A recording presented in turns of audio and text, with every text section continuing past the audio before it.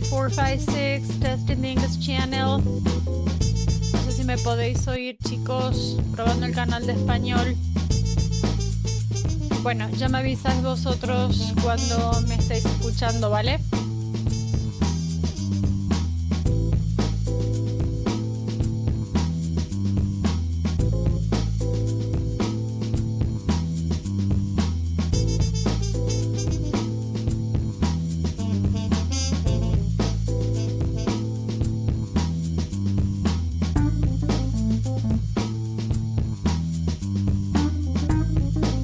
So you can hear me in the English channel. Paso al canal de español un momento.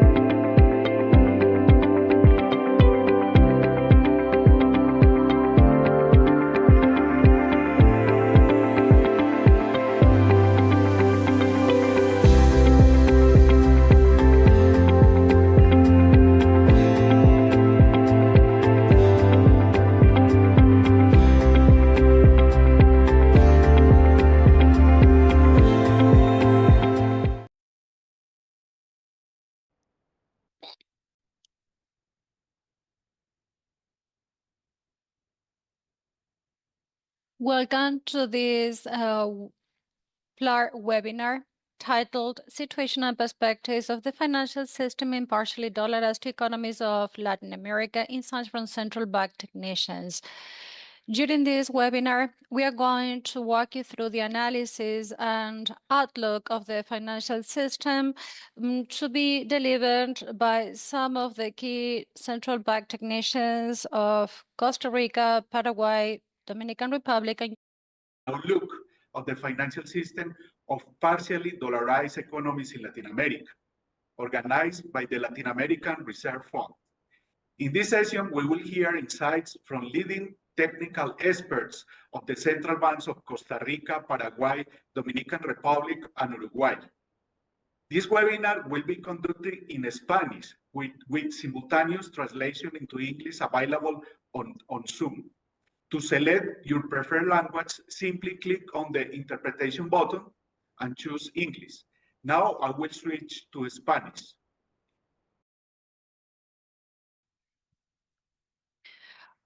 We are delighted to have keynote panelists who are in charge of financial stability for central banks in the region. This webinar is a good meeting point in order to share the experience and insights of those technical experts who assess the challenge that are faced by Latin American countries and which affects households as well as the banking system. We are closing the year 2024, therefore, it's the right time in order to analyze the behavior of the banking system as well as their performance analysis and the challenges they face.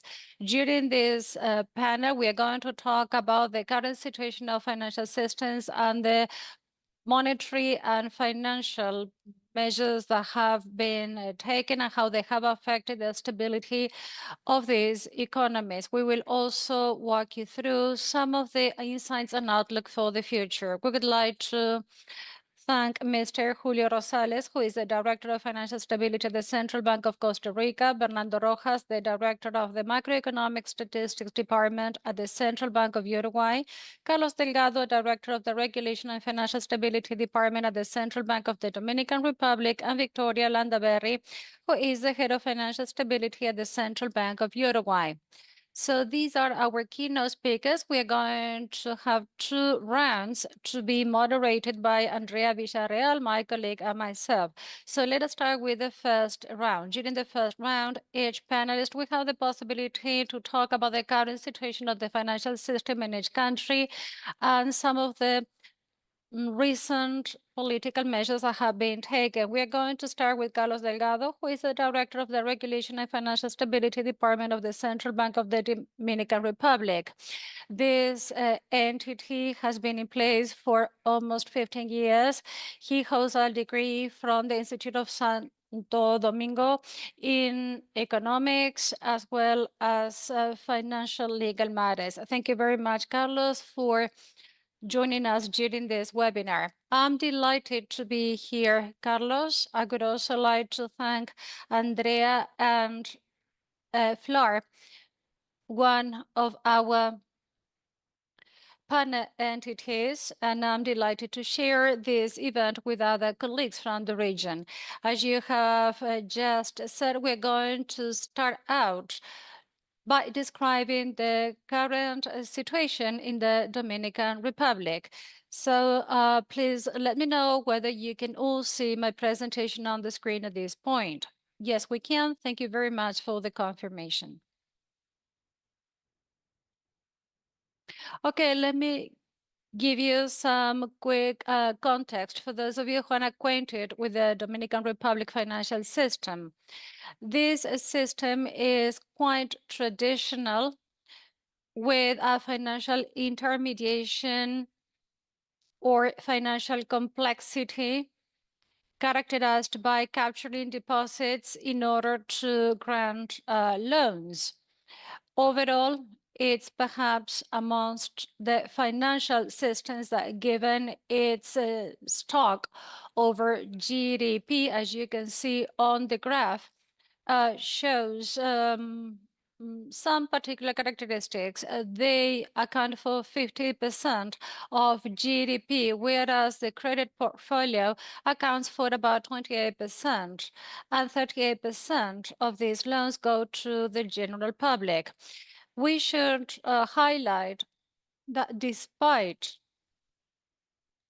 this small footprint compared to other peers in the region, and taking into account that we have been affected by a crisis back in 2023, now credit stands at 30%, as you can see on the graph. However,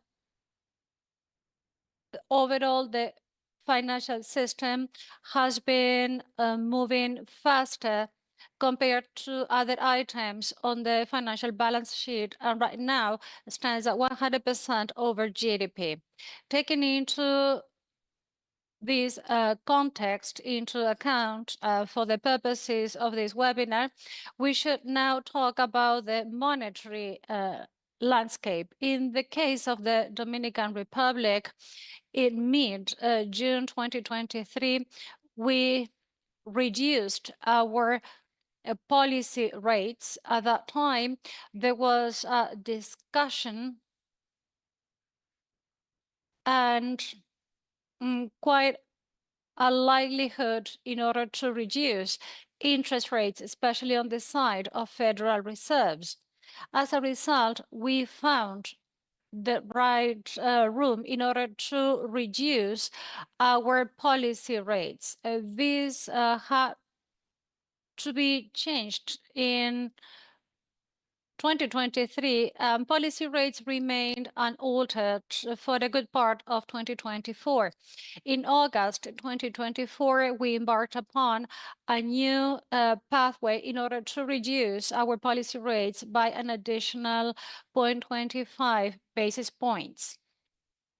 In the Dominican Republic, since June 2023, we have been implementing a liquidity facility for production sectors, whereby the central bank provided the financial system $205 billion US dollars, about Dominican pesos rather, in order to help the productive system against a background where aggregate demand was rather slow. At that time, we had the monetary conditions in place in order to do so. So right now, the opposite is happening. And now this is translated into a return for the central bank for the next 1 or 2 years. So right now, they are beginning to create this contractionary effect. Out of 205 billion pesos, we have been able to recover already 80 billion Dominican pesos. So we knew that this contractionary effect was to be expected. Therefore, we decided to redeem part of our portfolio. We have been doing this between September and December. At this point, we are talking about more than 1 billion Dominican pesos, 14% over GDP. We were able to place 85 billion Dominican pesos. As a result, there has been a surplus building up that has contributed to reducing our policy rates, as you can see on the graph. So this is our rate applied to loans. And since November, this has been coming down. If we take a sector-specific look, you can see how this has been affecting the commercial portfolio, supporting the productive fabric. There has been a stabilization as well as a reduction in terms of interest rates applied to the loan mortgage portfolio. Against this background, and taking into account traditional indicators, we can point to a high quality of productive assets. As for delinquency, since this has been quite residual since 2022, right now it stands at 1.4%. That's the delinquency rate, which is quite comfortable. Taking into account the level of return of the financial systems, we believe that this capitalization rate or the delinquency rate that could lead to increasing capital might stand at 5%. So a delinquency rate or default rate of 1.4% still gives us quite a significant leeway to manage the financial system. In the past, interest rates were relatively high. They have remained unexpectedly high, but all the same, the loan portfolio has been performing quite well. And this has had a positive effect on the banking system's return, which stands at 23.9%. If we compare this, or if we take into account the return on wealth, in turn, this makes it possible for the financial system to keep high financial liquidity levels, even though liquidity has to be returned to the central bank. This has also led to a solvency indicator of 10% that right now stands at 17.5% for the financial system, due to the fact that we have some significant return factors that are being capitalized on. Now, let me highlight some characteristics of the credit portfolio. Taking into account the currency basket, and this is a breakdown, here you can see that since October 2022, there has been a 1.2% surge in terms of delinquency of defaults, mainly the case of the consumption portfolios that were particularly affected by interest rate rises. Then foreign currency portfolios that encompasses the import and export sectors has been reducing its default rate, even though it has remained quite stable, standing at 30%. In the credit portfolio, about 30% is denominated in foreign currency and 70% in domestic currency. Therefore, both analyses show that this portfolio is now able to absorb risk levels which are lower compared to those prior to the pandemic. Something similar happened with a commercial portfolio, with a performance level that you can see here on the graph. In the case of the commercial portfolio, it's still lower compared to the level reached prior to the pandemic. However, we believe that this concern is going to fade away. When we take a look at the hedging of this portfolio, that is to say, the provisions over a risk for each unit of account, we observe that the default rate or delinquency rate would have to double in order to not have enough provisions to hedge these risks. So hedging right now stands at 100% in the case of the commercial portfolio, which is particularly important for us in order to support the loan portfolio and taking into account the housing sector. Here we see that they stand at around 200%. And this therefore means that they will be able to absorb any forthcoming risks. From a macroprudential perspective, we are monitoring the mortgage loan sector closely through different indicators. Here we should point out the debt value ratio, the financial sector has been taking a prudent approach. For every new credit that is now granted, or if we take into account the property value that is being purchased, the ratio is 63%. However, this trend has been 60%. It has been quite measured. Overall, and considering the mortgage portfolio,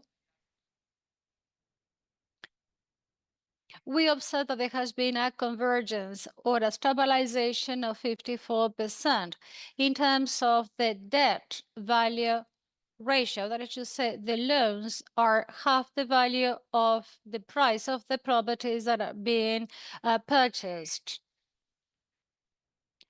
Against this same background, and as it happened during the COVID-19 pandemic, the financial system experienced significant leveraging ratios. In the case of the Dominican Republic,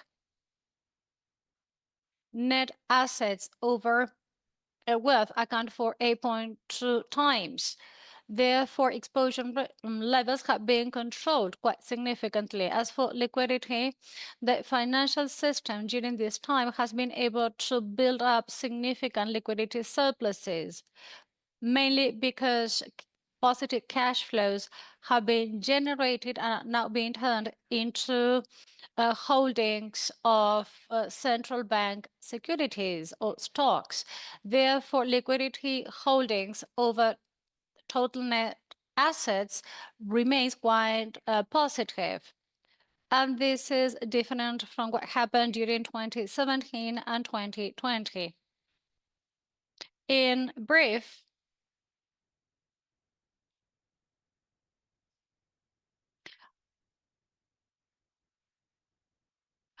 this is our monthly financial stability indicator that encompasses several factors and that provides us with a historical outlook of our system. All indicators in our financial system show some risk indicators that are below their average value.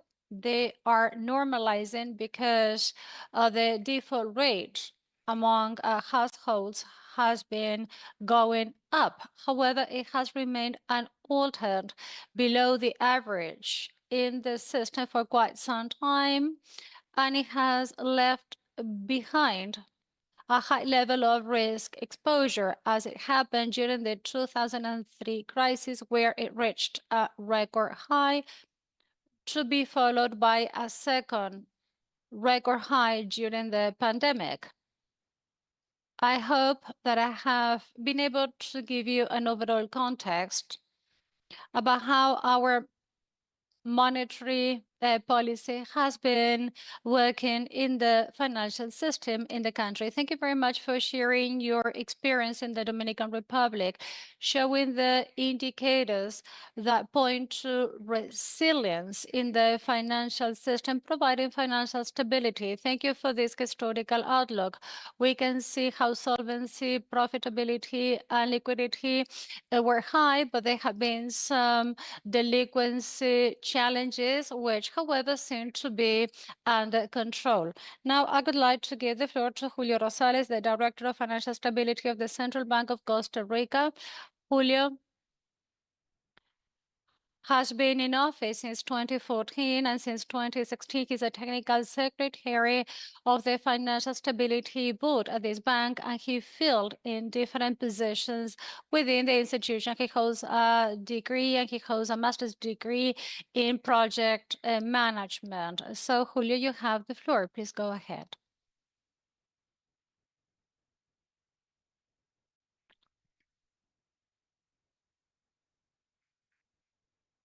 Thank you very much, Carlos. I would like to thank Flora for having me, and I would also like to thank all those joining us today. Could you please confirm whether you can see my presentation? Asks the speaker. Yes, we can. Thank you very much. Okay, so let me quickly walk you through the national financial system in Costa Rica.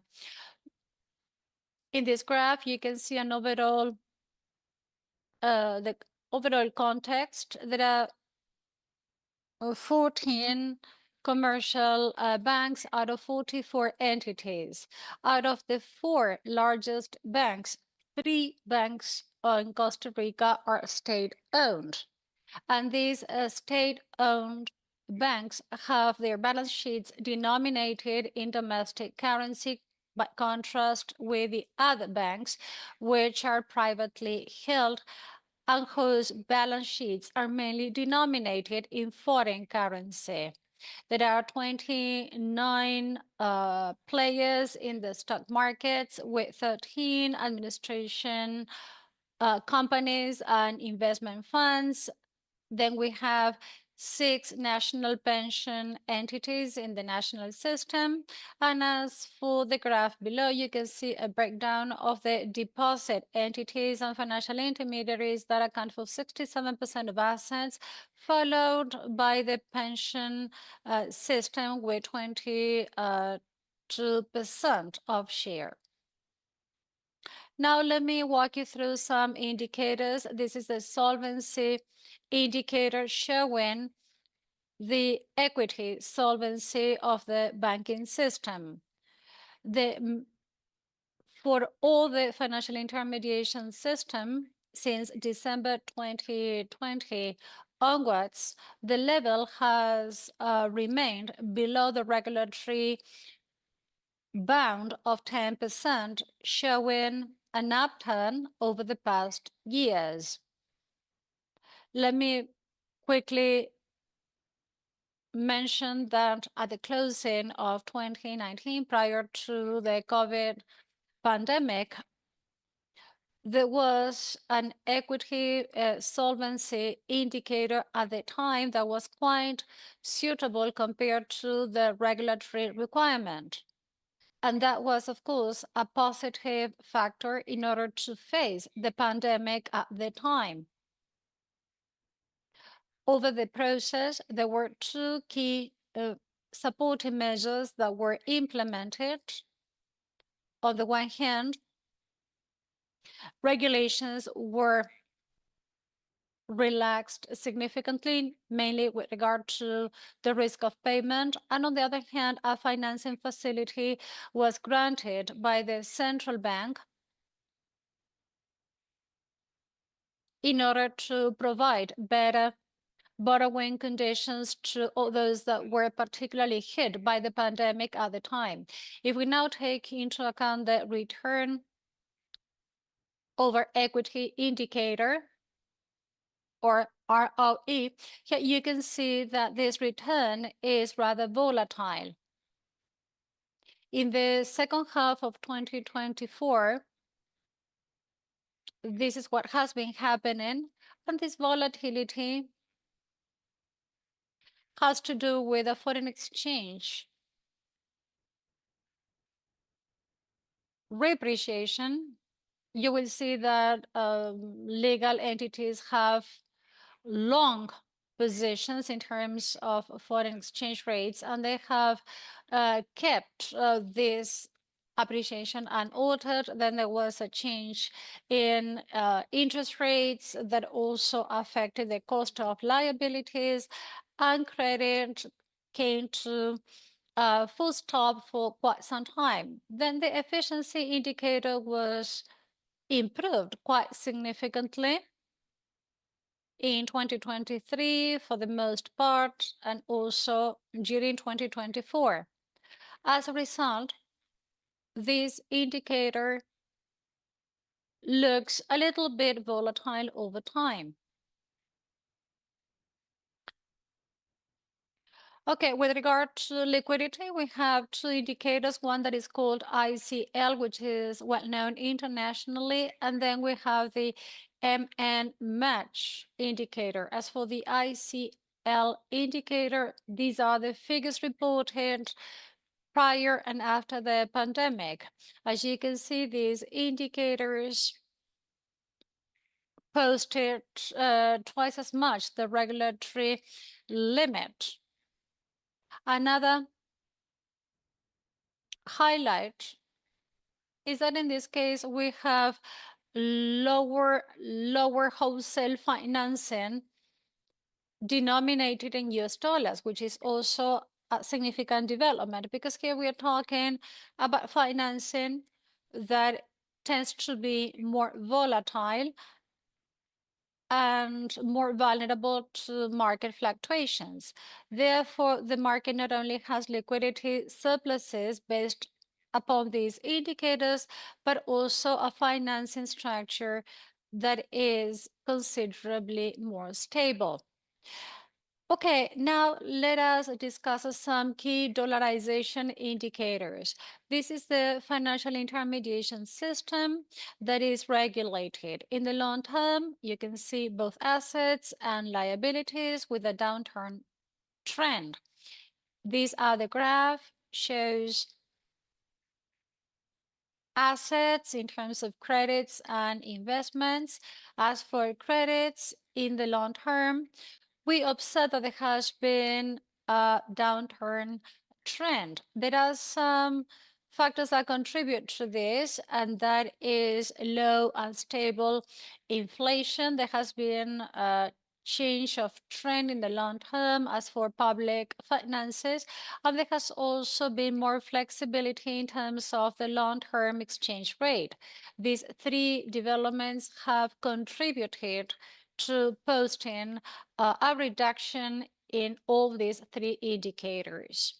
However, the position in foreign currency of entities has not changed considerably. It has changed only or mainly among the three state-owned banks, and they have remained at the level reported prior to the pandemic. And then we have private banks where that position stands at 60%.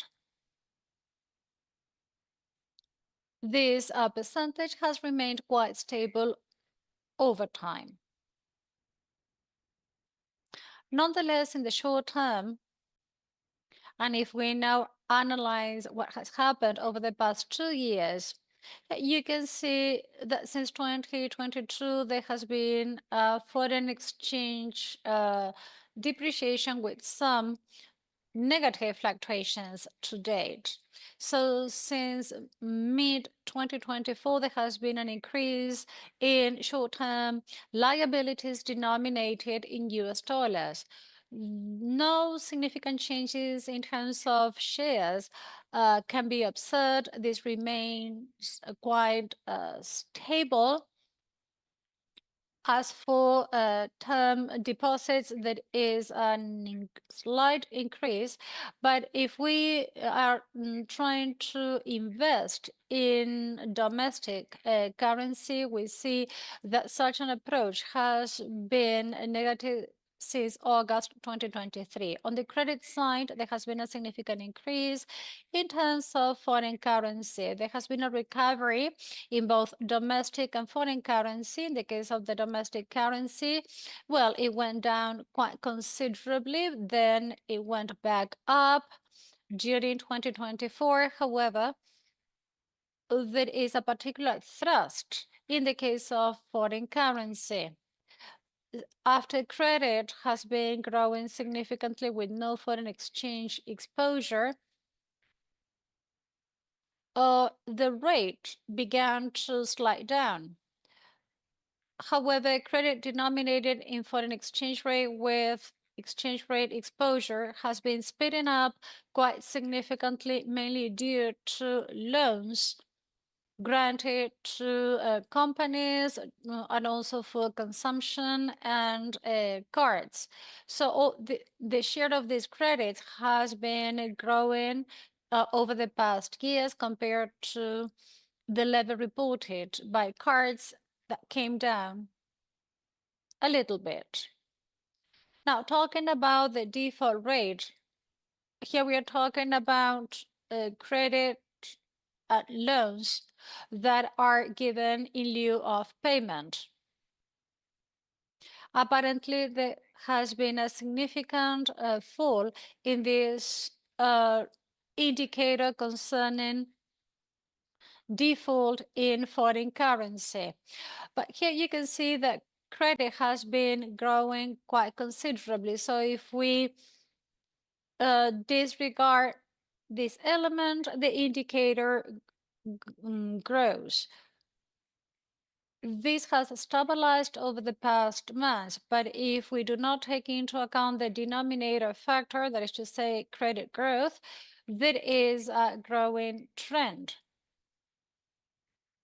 As for domestic currency, default rates are now growing in the case of domestic currency, whereas in the case of the foreign currency credits, they grow even more. So here you can see the default balance for periods below 90 days. Okay, I would like to stop here, Carlos, if you agree.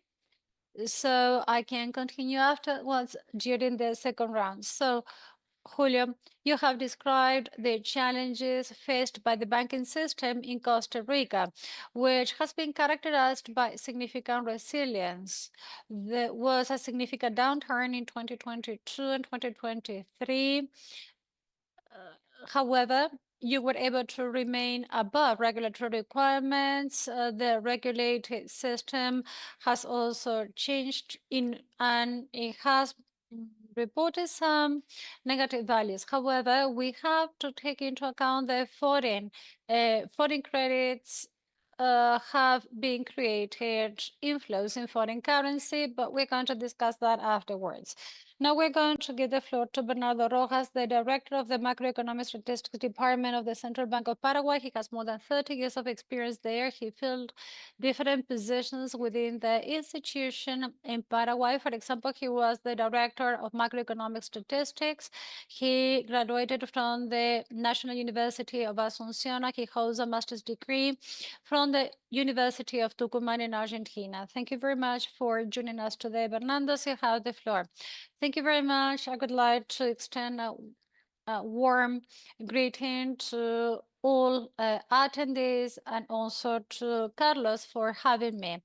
I'm delighted to be here to share with you some information about developments in the economy of Paraguay. Please let me know whether you can all see the presentation at this point. Yes, we can.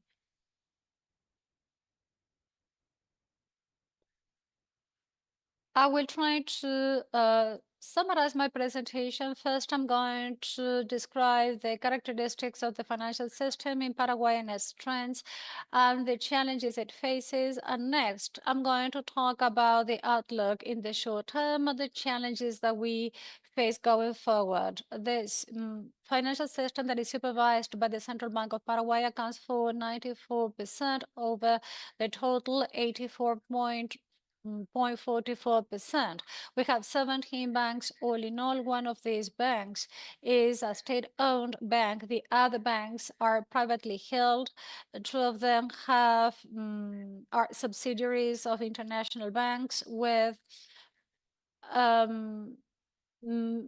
foreign majority shareholders.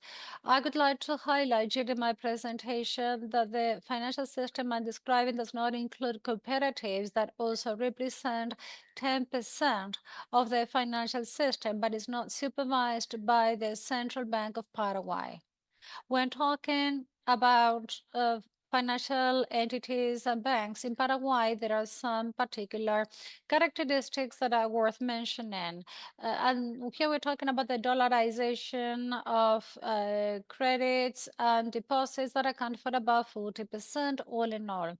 People and enterprises can therefore engage in transactions in foreign currency. There are no restrictions in the case of Paraguay to do so.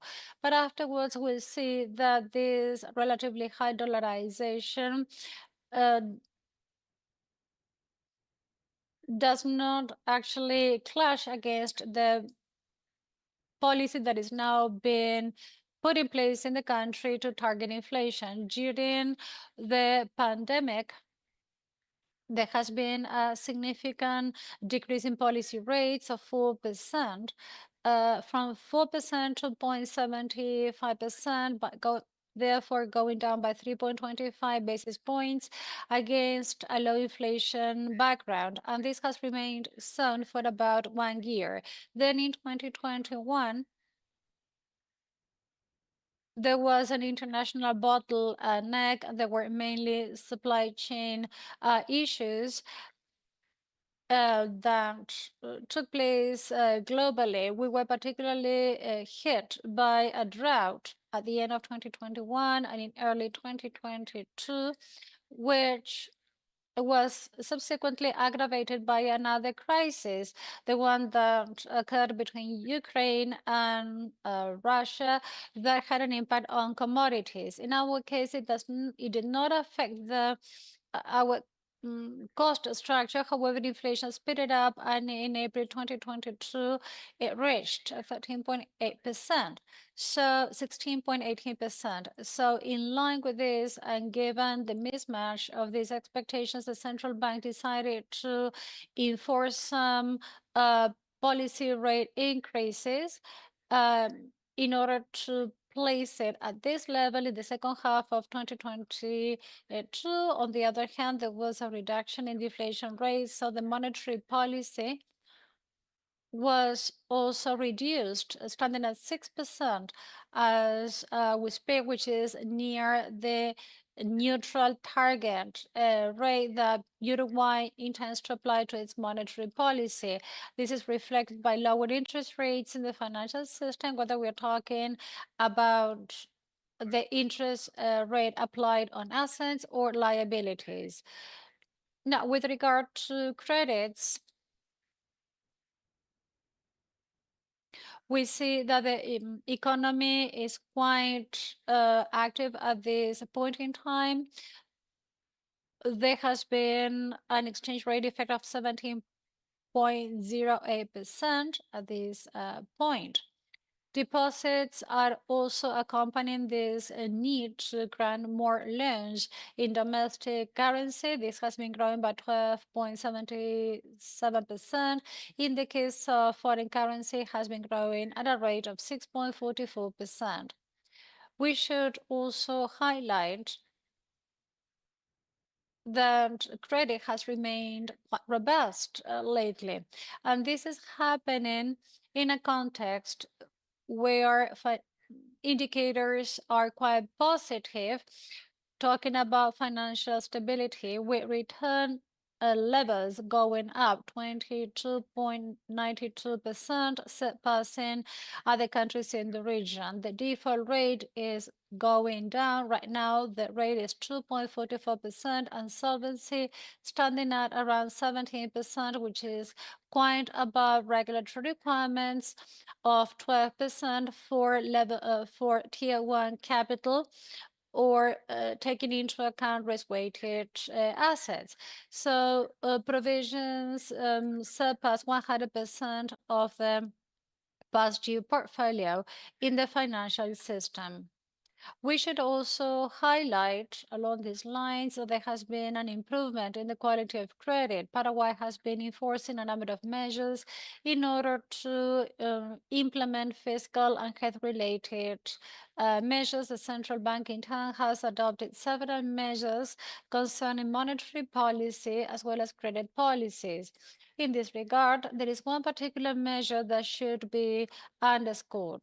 I'm talking about exceptional measures that were put in place that were 20% over the total portfolio at the beginning of the pandemic. And as the measures were lifted, this portfolio has been going down with no impairment in the portfolio that had fallen due. And right now it stands at just 1%.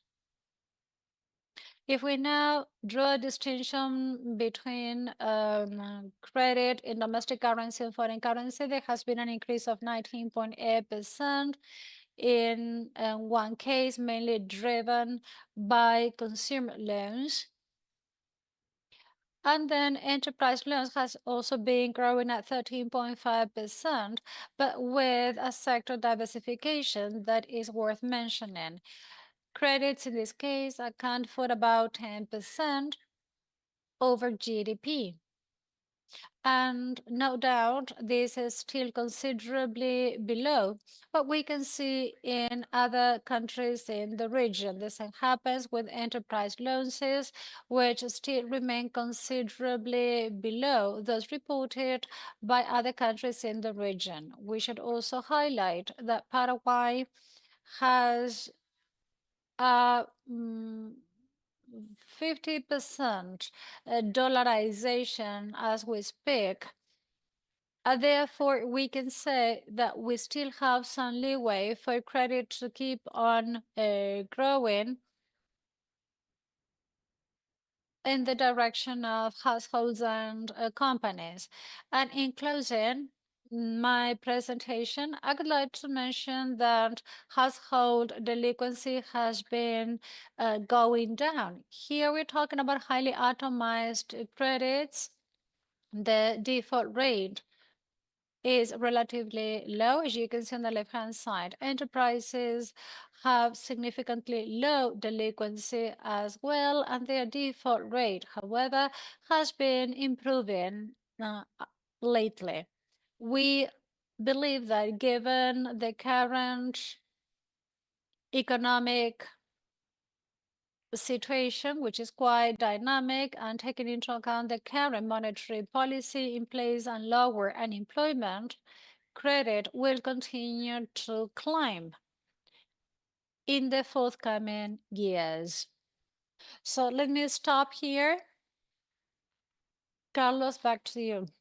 Thank you very much, Bernardo. So the recent monetary policy has favored macroeconomic and financial stability thanks to some key indicators such as solvency, delinquency, and profitability. Okay, now we are going to continue with Victoria Landaberry, Head of Financial Stability at the Central Bank of Uruguay.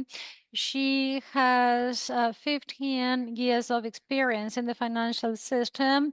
She has worked at the Central Bank of Uruguay. She holds a degree in economics, and she also holds a master's degree in international economics at Universidad de la República. I would like to thank Victoria for accepting this invitation, and now I'm delighted to give her the floor. Please go ahead. I would like to thank Flor for this invitation, as well as the rest of the keynote speakers and the audience. I would also like to extend my appreciation to the financial stability team at the Central Bank of Uruguay. We are a small team, but we carry out very fruitful work. So I would like to thank them for the information that I will be sharing with you. Bernardo, could you please stop sharing your screen so that I can start sharing mine?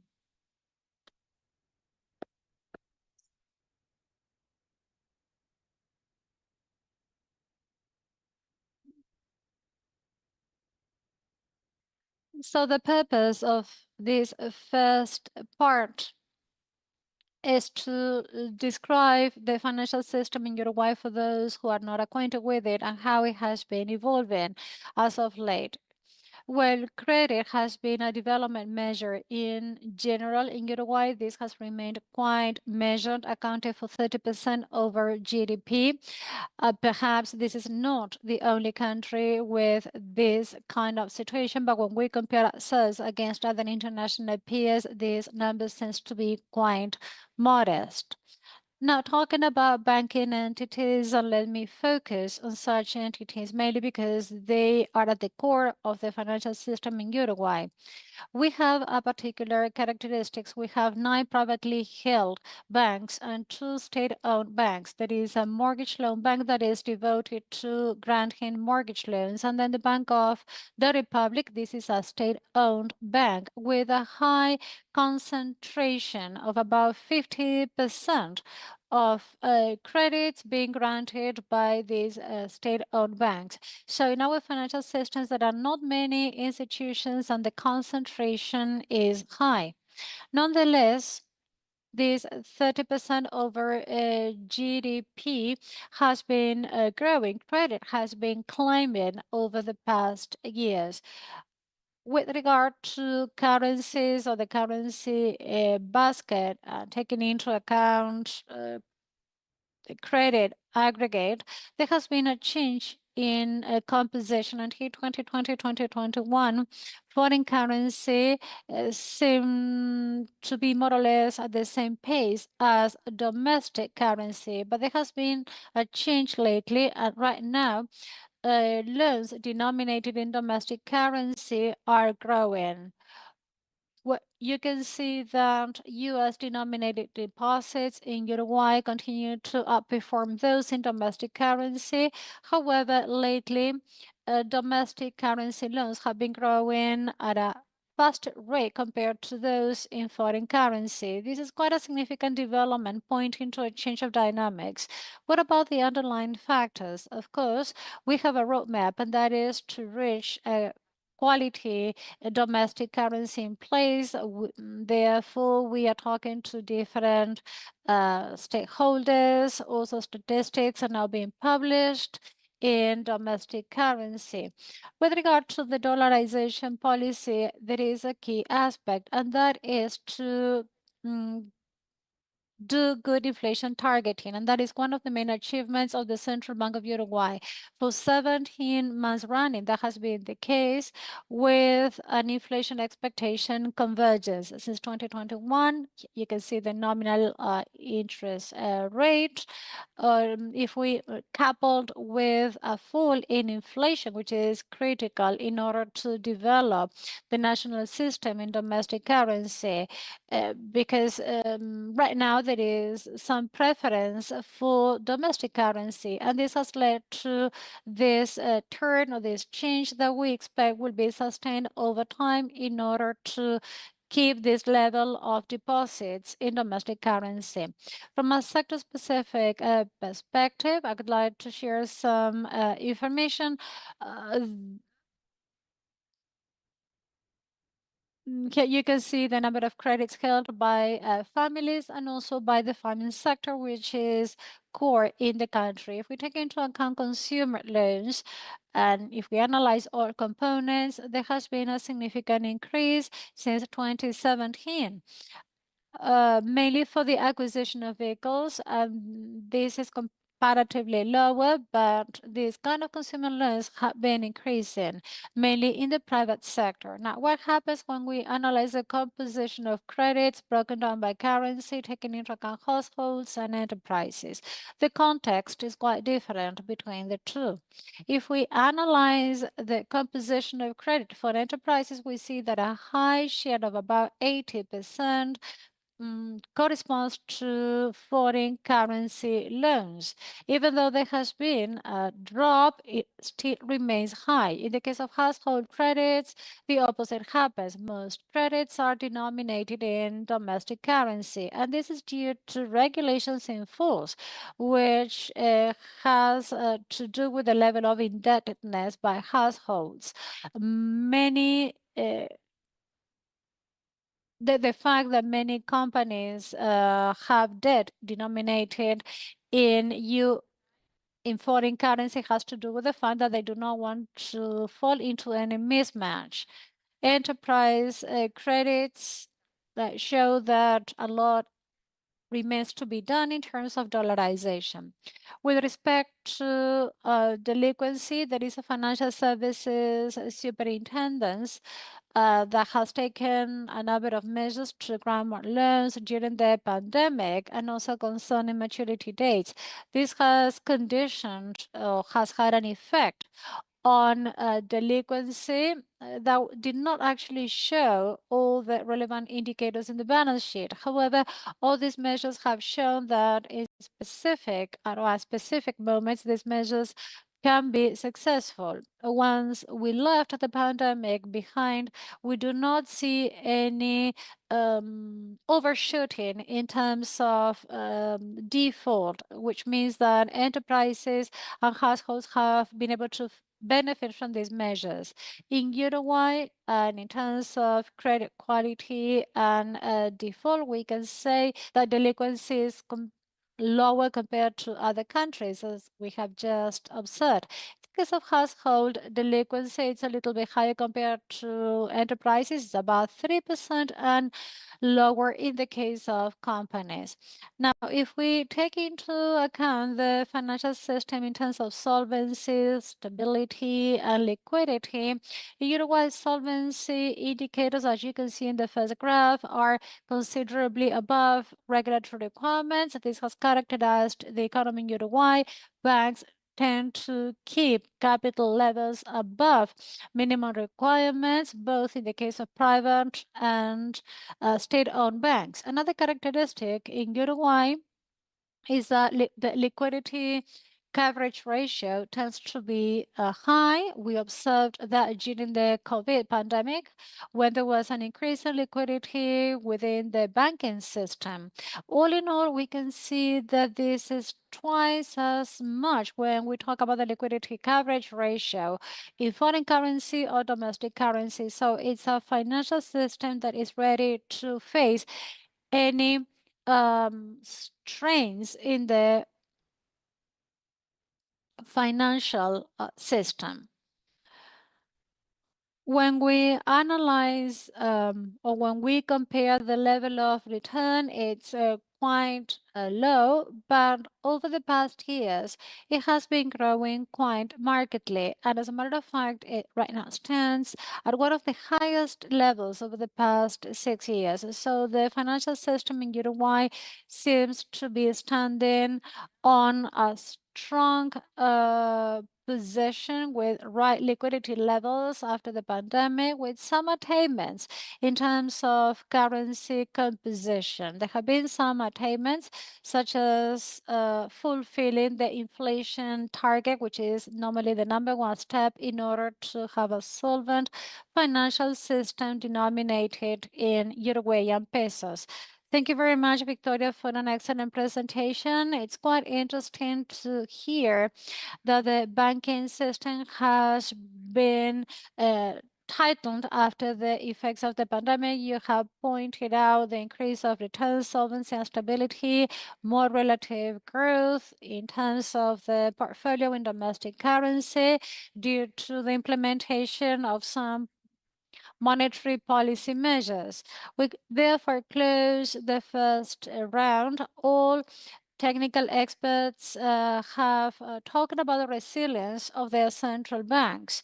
We have observed that default has gone up a little bit, but it still remains under control and it's not growing in most economies. On the other hand, the exposure to exchange rate fluctuations remains measured, but there are some risks, and that is a subject matter of the next round. So now let me give the floor to Andrea to start covering the second topic. Thank you very much, Carlos. I would like to welcome our keynote speakers and audience.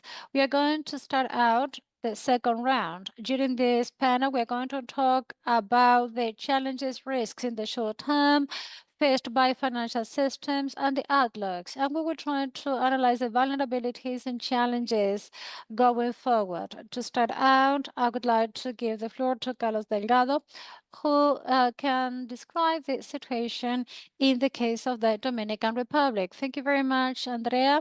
I'm going to deep dive into my PowerPoint presentation in order to cover this topic.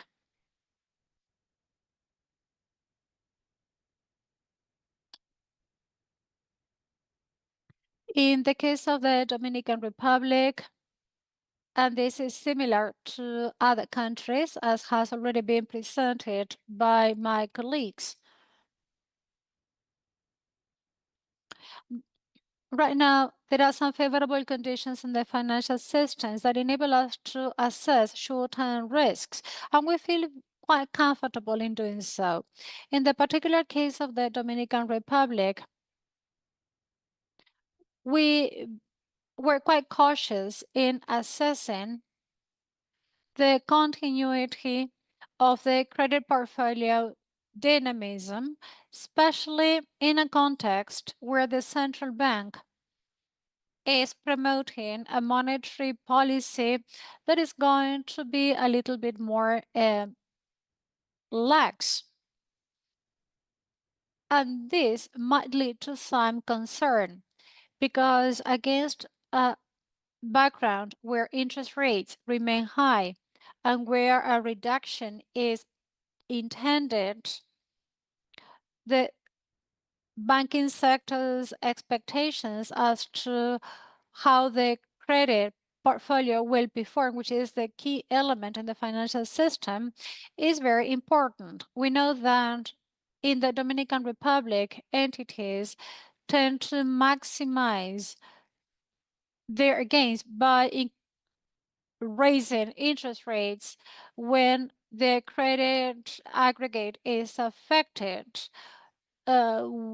because the default rate has gone up or because there are other risks affecting their portfolio. I mentioned this during the prior round. It seems that this risk is now fading out. When we carry out credit condition surveys for our intermediation entities, such surveys show that credit is expected to grow on the demand side going forward. On the other hand, in order to take into account risk appetite from the bank's perspective, the approval criteria overall, this is remaining quite stable. Therefore, they are reporting, or this is what credit placement entities are reporting. They say that they are trying to safeguard their credit portfolios in each institution. In the Dominican Republic, we have already embarked upon this pathway in order to reduce interest rates. In the past,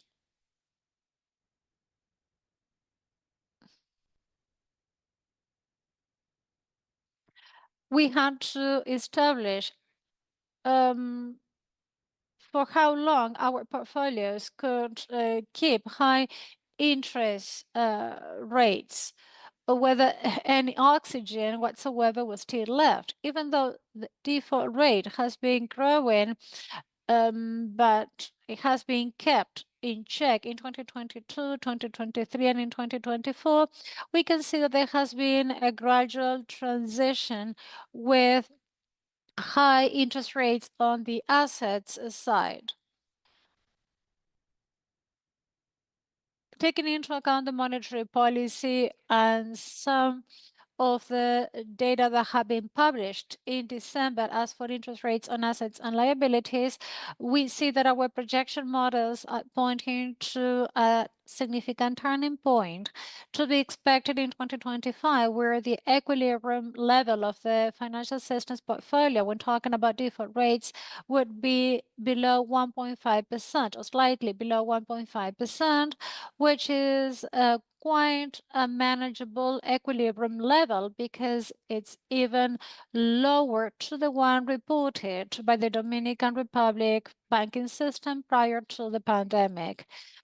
In this context, the main risk vector that we could identify has been diluted. In the past, we knew that the financial system had enough provisions and capital in order to absorb additional impairments, but that is no longer the case. Right now, the banking system would have capital surpluses available according to the performance indicators reported by the credit portfolio.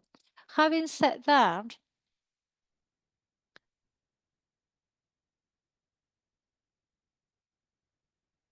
we keep watching a risk or some risks that are not normally classified as financial risks. I'm talking about climate risks, and afterwards I'm going to refer to operational risks. As for climate risks, in the Dominican Republic, as you know, we are right in the middle of the Caribbean. And this graph shows all the routes that run over the island, specifically in the Dominican Republic. So these are all the hurricanes and storms that hit the island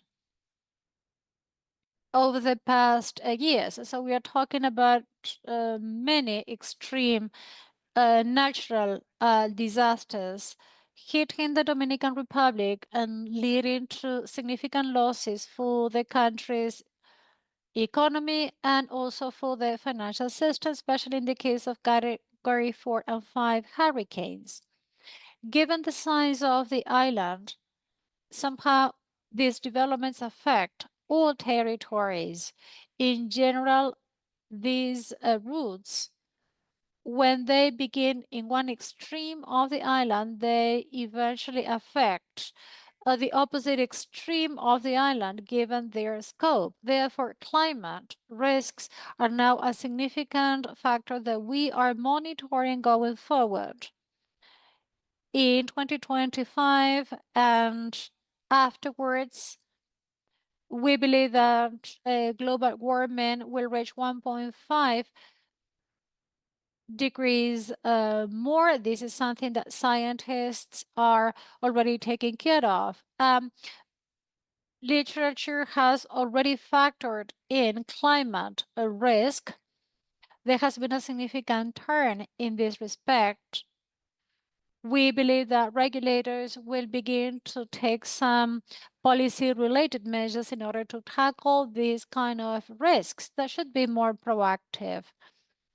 We have engaged in some technical assistance with a multilateral organization in order to reinforce the financial system's capacity to mitigate this risk in the country. Now, as for risks going forward, there's another risk category that we are paying special attention to, and I'm talking about operational risk. In the Dominican Republic, as a result of the COVID-19 pandemic, operational digitalization reached high levels. As a result, financial intermediation entities now have to implement new business models that are more linked to digitalization with some operational risks embedded into their dynamics that were not commonplace in the past. And as a result, there has been an increase in the losses reported by the system due to operational risks. These are measured losses, however, that you can see on the graph. They do not account for more than 1% over the financial margin. It's not a relevant financial risk at the bottom line, but it is something to be taken into account when talking about financial stability. And this is something to be considered when analyzing traditional risks, whether we're talking about human resources or people, but also because this leads to new financial developments. New risks will arise due to the use of artificial intelligence or the use of digital assets. And this is also concerned with cybersecurity risks. Recently, we have been drawing up a proposal to deal with operational risk in order to align it with the standard model that is being used in other countries in the region and that is in line with international standards. So the main risk factors that we observe in the Dominican Republic are the ones that I have pointed out. Thank you very much, Carlos. So I would like to highlight how credit conditions have been evolving favorably. The demand for new credits is growing. Promotion criteria show stability, pointing out that credit risk is being managed prudently. Going forward, you say that default rate should be reduced in 2025-2026, which shows that there will be a gradual return to stable default. And all this is showing a positive trajectory. Now, I would like to give the floor to Julio so that he can describe the current situation in Costa Rica. Thank you very much.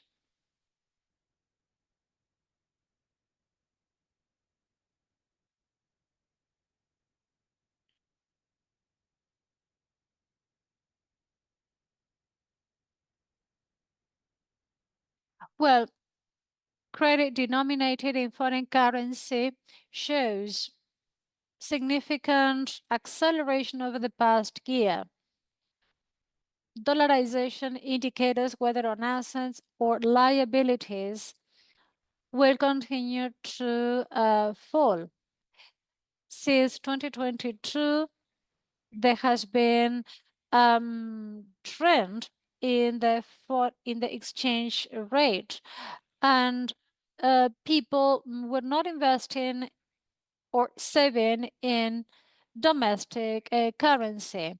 Let me clarify something that I mentioned before. Why is it that we're a little bit worried still about this? In the long term, there has been a 67% downtime, or 60% of credits in foreign currency is held by these kind of debtors, and this accounts for 22% of both currencies. As Victoria said, most of this credit is held by households, about 90%, 50% being held by enterprises. So these credits granted to debtors with an exchange rate exposure is high, and that is why we monitor these debtors quite closely, and this is why we are a little bit worried. Which are the factors that have contributed to these credits over the past year and a half? There has been a relatively higher cost of credits in domestic currency due to the resistance of interest rate on assets. There has also been a lower cost in terms of capturing credits in foreign currency, and also a revaluation of the currency since 2022. The problem is not the trend as such, but rather the fact that there is no exchange risk internalization. You can see rates denominated in domestic currency, both on assets and liabilities, in red and blue respectively. And these are the policy rates. So these are the rates on liabilities that apply to credits, and they are more or less in line with those of the policy rates. But as for interest rates on assets, the situation is different. On the other hand, if we talk about the capturing of credits, this is the gap between the rate that is applied to domestic currency and foreign currency. The widening of this gap has led to the fact that now if you get a loan in foreign currency, the cost is lower. Today, a 6-month rate in Costa Rica is 3.9%, whereas in the case of foreign credit, it's 5.4%. So there is sort of divergence. This domestic currency on assets is resistant to any reduction, and the situation with regard to the foreign rate is having this effect on credits. We ran a survey in order to analyze the factors affecting financial intermediaries as the factors that facilitate the granting of grants. That is, this resistance to reducing rates. There is also lack of internalization of the exchange rate risk, and also a relative low cost of US denominated credits. And this is yet another component that facilitates the granting of this kind of credits. I could also like to mention another highlight of this survey. 23% of these institutions have said that they have mitigated this risk, or there is a small number of institutions, therefore, that consider that this kind of risk is mitigated. Therefore, we are a little bit worried, and we are now analyzing what elements could be further adjusted in order to mitigate this risk or put a full stop to it. In January 2024, new regulations became in force, and an additional capital a charge of 1.5 times was implemented instead of a 1.5% estimate. 1.5 was implemented fully in the past, but now it's going to be implemented over a 7-year term. Now, this estimation will have a direct impact on the business because it will affect gains. The impact might be less direct, and therefore the leeway that some institutions have, mainly private institutions, when it comes to equity, suitability, or adequacy, may lead this regulation to be less restrictive compared to any estimates that affect gains directly with a greater impact on institutions. In closing, this survey also shows the sentiment for the next 12 months reported by financial institutions and the main risks they have identified. The risks listed here have to do mainly with cyber security attacks. In the prior survey, that was considered to be a #1 concern. Right now, it's still a concern, but not as strong as in the prior survey.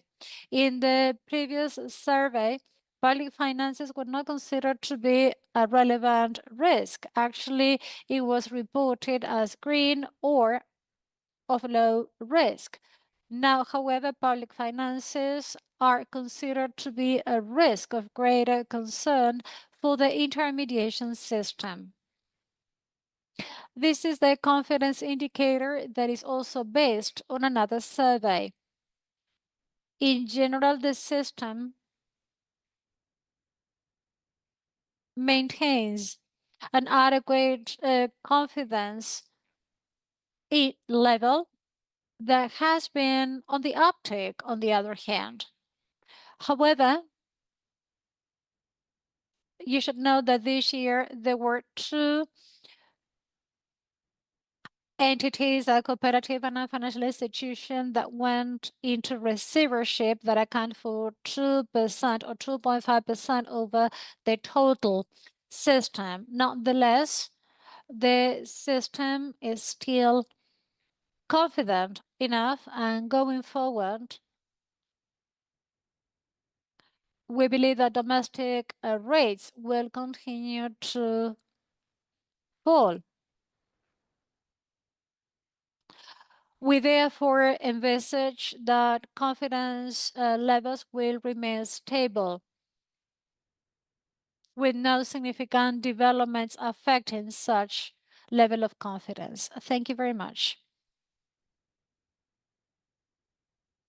Thank you very much, Julio.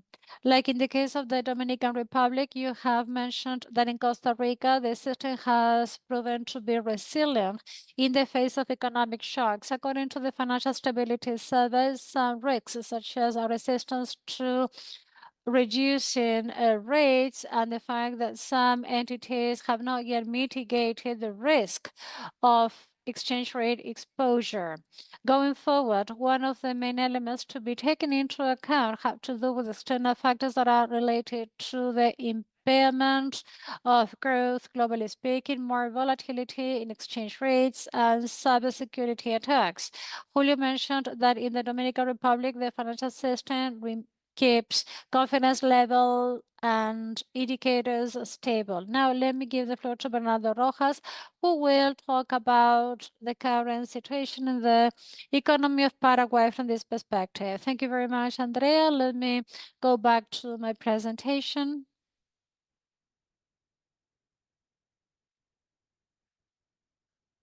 And let me share with you our short-term outlook.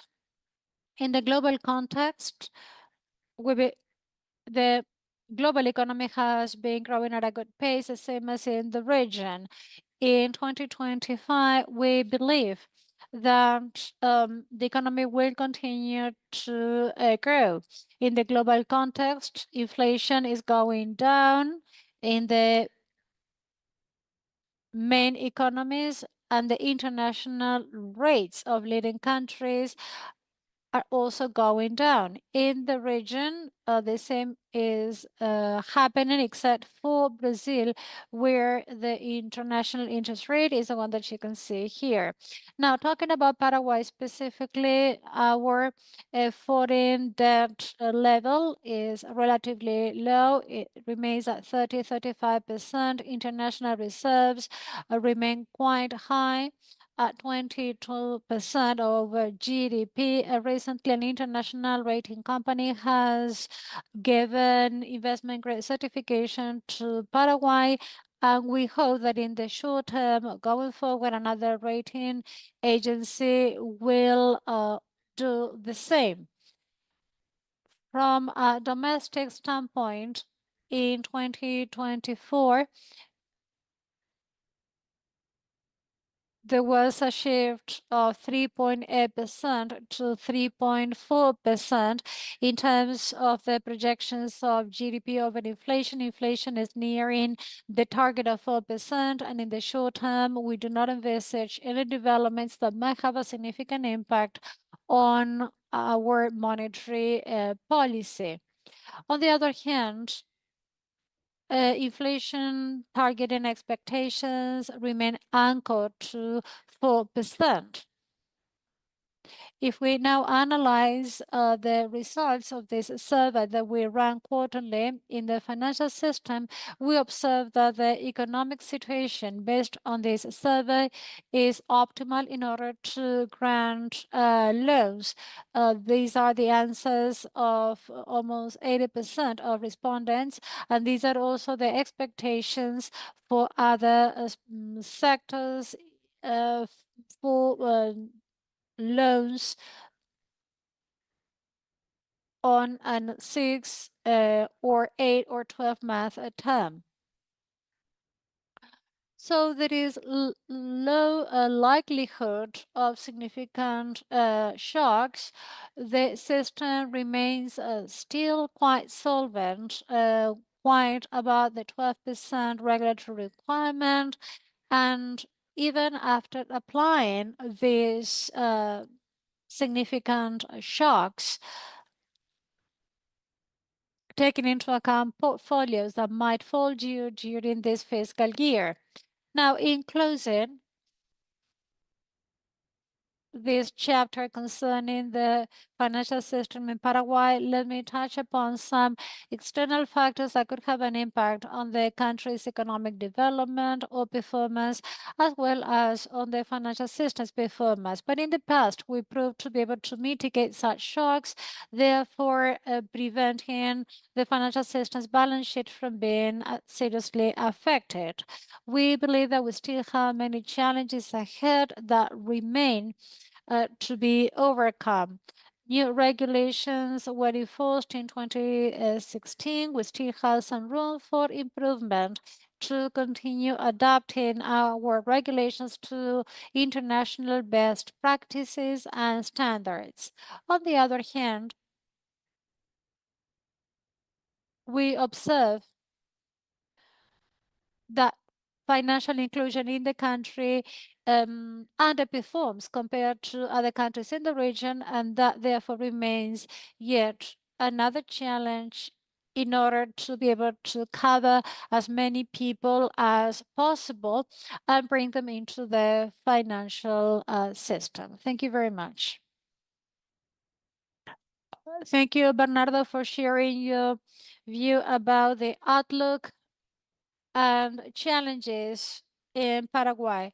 So for granting credits, you believe that the indicators will remain positive at sector level, taking into account a better economic outlook and given the fact that inflation is within the target range. So Paraguay is facing some external factors such as climate change consequences that could have some implications on the balance sheets of companies in Paraguay going forward and the financial system at large. Okay, now let me give the floor to Victoria. Thank you very much.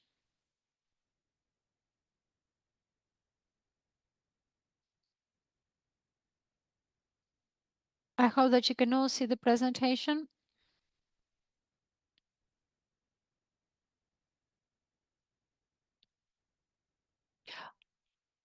Well, during this part of the presentation, I would like to share with you the risk analysis that we conduct when analyzing financial stability. These risks are normally discussed by the Financial Stability Board that is comprised of the Minister of Finance as well as the President of the Central Bank, the Governor of the Central Bank, and other authorities. So this board creates this report that is confidential, is not available to the public. These risks are, however, disclosed to the public at large through a press release once the results are obtained. And these are the risks that we analyzed on November the 24th. So these results are quite recent and they have to do with the country's financial stability. There are four, most of them are external risks. Actually, they're all external risks. The first one has to do with the deterioration of international conditions, and this affects not only Uruguay. We understand that there has been a decrease in the policy rates of central banks that have increased in global liquidity. However, when we take into account the slope of returns in the United States, we believe that this could affect this context. The context is characterized by geopolitical uncertainty. There is volatility in global stock markets with some stock exchanges with a high level of concentration, mainly by technological companies. There have been some abrupt adjustments or corrections lately. We believe that they could be further reduced in the future, taking into account the spillover effect of the international system. In the United States, elections have also stirred up uncertainty in the political arena. Next, the region is always important for Uruguay. Somehow, Uruguay has decoupled itself from the country, from other countries, especially after the financial crisis in 2002. But regional developments, especially in Brazil and Argentina, have a significant impact on Uruguay. Therefore, we keep a close eye on the performance of all such economies. On the other hand, for Uruguay and the rest of the world, China plays a very important role. In the case of Uruguay, China happens to be a significant export destination. China is expected to grow below the government target because they have had some domestic demand issues, and they have also had some issues with the financing of local governments. And this should be added to some growth issues due to the measures that might be applied by the United States and Europe on Chinese imports and an increase of US tariffs under the Trump administration. So China has an effect on the growth of the price of commodities, and of course this affects other commercial partners that are exposed to China from a geopolitical perspective. And I think that this affects not only Uruguay. It's almost impossible to keep abreast of all the developments that take place on a daily basis. On the one hand, the Russia-Ukraine war, which is still escalating, the conflict in Israel, the situation in the Middle East, also tensions mounting up between China and Taiwan. And somehow it's kind of difficult to assess the final outcomes of how all this will play out. But we know that this situation affects global growth and also fuels overall macroeconomic uncertainty. On the other hand, I'm showing the the financial stability index that we have prepared at our department, with 10 being the highest level of risk.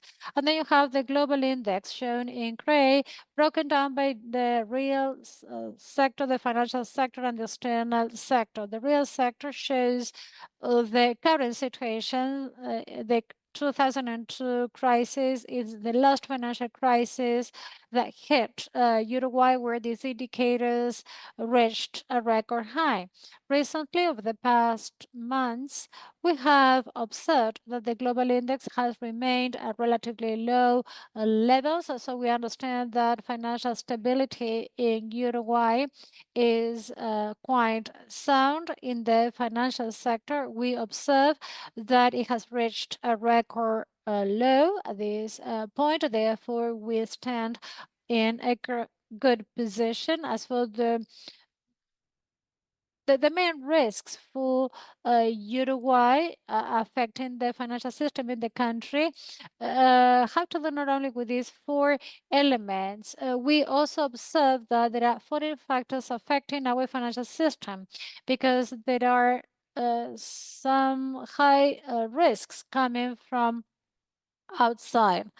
During the 2008 crisis, we assessed the channels that are particularly key to the Uruguayan economy. We do not assess financial stability at an international level, but rather we assess how international developments can have an impact on Uruguay.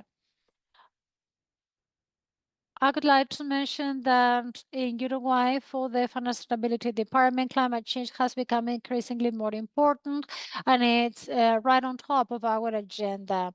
There are many things that we have to do. We have quite a tight agenda. We have been working on the exposure of the financial system. We have discussed transition risk, shifting towards a low emission economy. There are some reports that have been published by the Central Bank of Uruguay that speak about the exposure of the banking system to this risk and the measures that could be adopted. This agenda is still pending. We are now working to estimate the carbon footprint on a sector specific basis. We are not exposed to natural disasters such as hurricanes in Uruguay. We face lower physical hazards, but all the same, we are exposed to other disasters such as droughts. In 2023, we were affected by a significant drought. We also have some work to do in order to keep floods under control, and all this should be taken into account in our subsequent assessments. There are other risks coming from technological changes, or access to the financial system through technology, which brings in new systemic risks such as cyber security risks. And this raises new challenges for those of us who analyze these topics, because these measures happen to be difficult to implement sometimes. we see that fraud or attacks continue to grow, but at the same time, we are improving the way in which we measure things.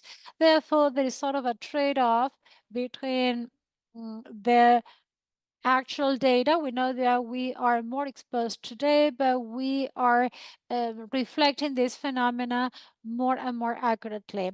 And the means of payment, traditionally speaking, we were used to analyzing the banking system or the traditional financial system. In Uruguay, the payment system has been enhanced quite significantly. Now, instant payments are available among others. So somehow we now observe some interconnections between banking institutions or other financial institutions. And of course, we need to start pricing all this in when conducting our analysis. And that's the end of my presentation. Thank you. Thank you very much, Victoria. Like in the rest of the countries, the impairment of global credit conditions, particularly interest rates in advanced economies, have a direct impact on the financial conditions that you expect for the forthcoming months. You have referred to a slowdown in the economy of the largest economies and also the escalation of geopolitical tensions. Thank you very much for your insights. Thank you very much for the second round. I would like to highlight that after complex years that have required a very active monetary policy going forward, and financial systems of all the countries that we have discussed today pose some challenges. Over the past months, authorities had to face some significant challenges because central banks now have to increase all the aspects that need to be monitored, and they are particularly worried about exchange rates due to the fact that these can affect the balance sheets of their financial systems and households as well as enterprises. Okay, now we are going to select two questions that we are going to raise to the speakers, and these questions were received during the registration process. I would like to ask Victoria and Bernardo uh, to answer these questions. And let me start with Victoria. Here's the question. Even though there are no significant signs of financial instability as we speak, some unexpected developments could happen coming from both inside or outside. Which are the main external risks that could affect the financial stability of your country? I would like to highlight that external or outside risks in Uruguay are assessed closely as part of our financial stability road. We are an open, small economy, and therefore we are exposed to international developments. Now, there are different fronts, as I mentioned before. I mentioned four risks, one that has to do with regional risks and another one being an international risk. Somehow the challenge that we have here when talking about financial stability has to do with the interrelation between these risks, because geopolitical risks and the impairment or deterioration of uh, international conditions. All this is interconnected as well as with the situation in China. So one of these risks could have a spillover effect on other risks. And this is a characteristic that we have been observing over the past year, perhaps over several years, and therefore it's difficult to say which is the most important one, because actually one risk could trigger off all the others.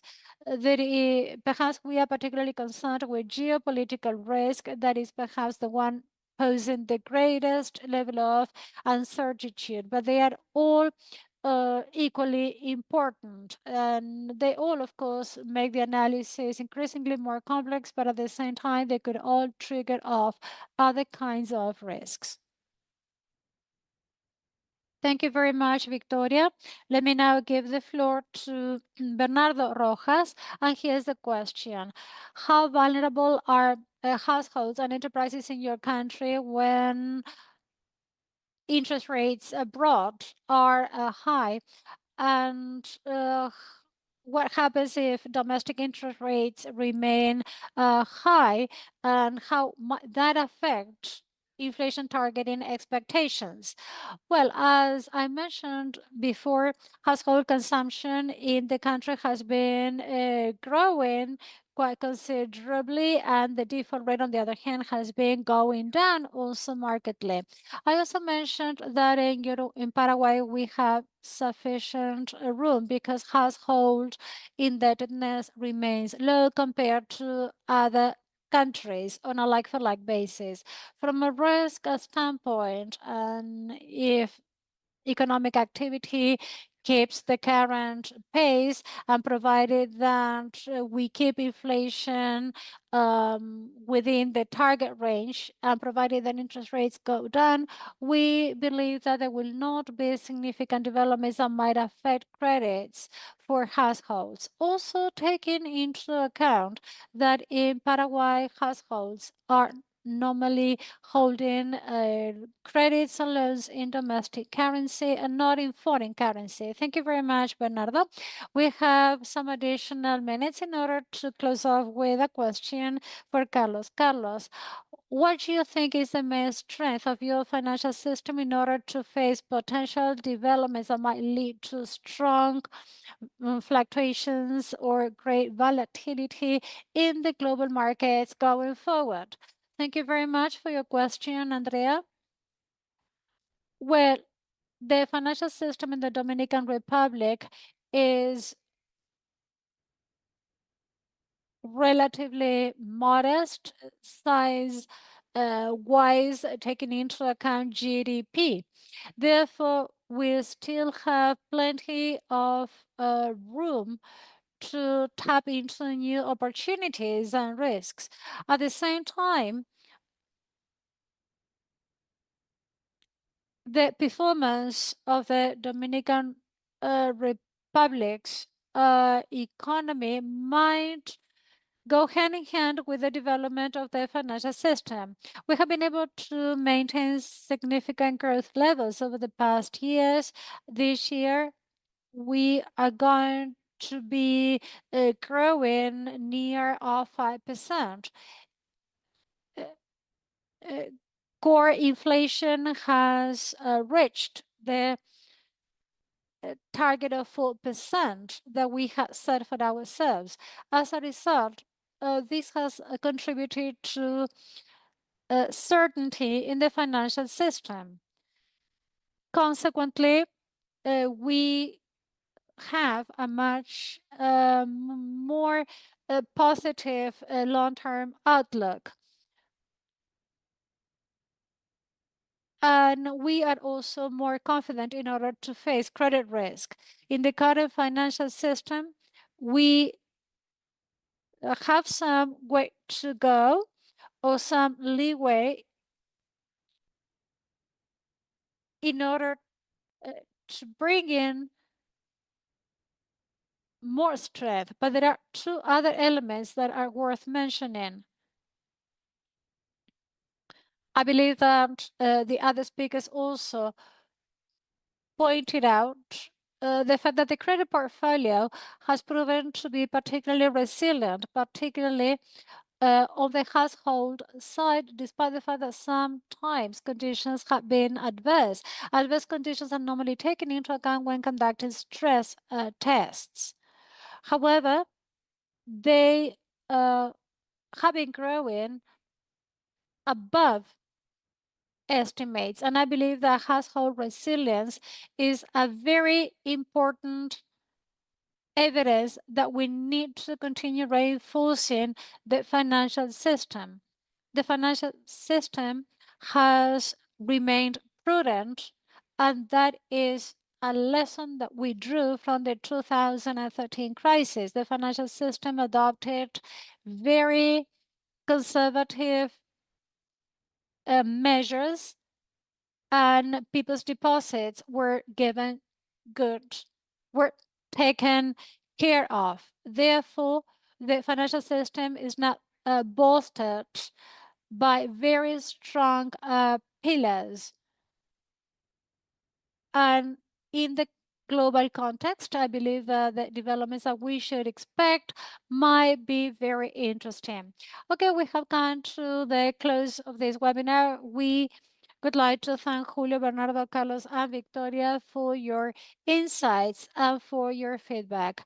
So you have enabled us to discuss different outlooks from 4 major economies in Latin America. You have thrown some light at the internal and external risks affecting partially dollarized economies, these economies being quite heterogeneous sometimes. This discussion has been very useful for policy makers in the region as well as for technical experts. I would like to thank all of FLA's staff, without whom this webinar would have not been possible. I would also like to thank the audience for having joined us today, and we look forward to meeting you again at the next FLAR webinar.